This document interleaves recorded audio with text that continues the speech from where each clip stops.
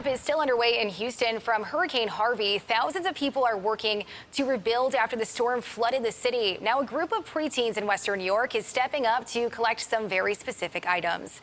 News 4's Ellie Ingersoll is in Sanborn to explain.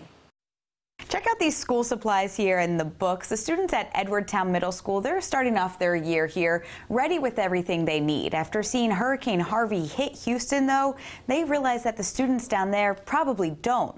And that's why they're starting a drive trying to send these items down that way. There's only one way to respond to it, and that's to help. And more than 1,500 miles away from Houston, these students are stepping up to do just that, help. We have a great community here, and we know we're a great family, and that, we're a city of good neighbors. Several students, like the 7th graders, came up with the idea on their own. They're learning such a valuable lesson that sometimes you just can't learn in the classroom. It's just really sad that they have nothing anymore. Braden Cox is helping with the drive, collecting school supplies and books to send to the Dickinson Independence District in Houston, which has more than 11,000 students who are located in the heart of Hurricane Harvey's path.